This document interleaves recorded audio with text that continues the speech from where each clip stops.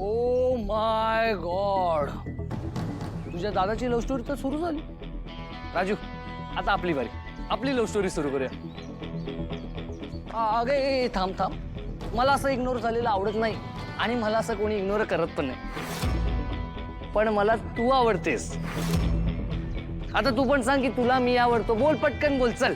हे बघ, माझ्या मनामध्ये असं अजिबात नाहीये. सो प्लीज तुझ्या डोक्यातनं ना हे सगळं काढून टाक, कळलं? मला फक्त माझ्या अभ्यासावर फोकस करायचंय. अगं एवढंच ना. आणि ते काय काय शिकायचं तुला सांग, मी तुला सगळं शिकवतो. Problem solve. मला नाही शिकायचं तुझ्याकडनं. बुक्स अगं नाही, मी शिकवतो. माझे बुक्स परत दे. बुक्स का घेतली? बुक्स. अरे काय रे प्राजक्ता, काय चाललंय? बघ ना, उगाच त्रास देतोय हा. ए, जे काय चाललंय ते आमच्यात चाललंय. तुझं काय मध्ये चल नाही. माझं काय मधी ते सांगतो की तुला. आधी पुस्तक दे इकडे. ए, मला शिकवायचं दिलं. अगं अरे पुस्तक दे की. ए माकडा, तू शिकवणार वय? तुझा लय अभ्यास झालाय काय? हा, लय डिग्री मिळाला नाही का तुला?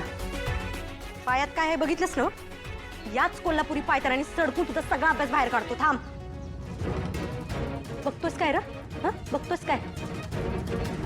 असं मारीन की नाही तुला, सगळ्या डिग्र्या सुजवीन तुझ्या. लक्षात ठेव. चल निघितला, निघतोस का? राजू, ही अशी लांडगी रोजच येत बसतील.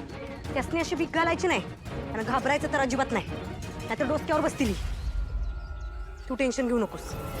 परत आला की नाही तर सरळ पायतान काढायचं आणि पायतानाने सांसान वाजवायचं त्याला. म्हणजे परत हे असलं काही करायची हिंमत झाली नाही पाहिजे.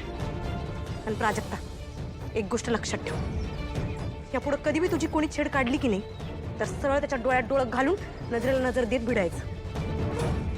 चल.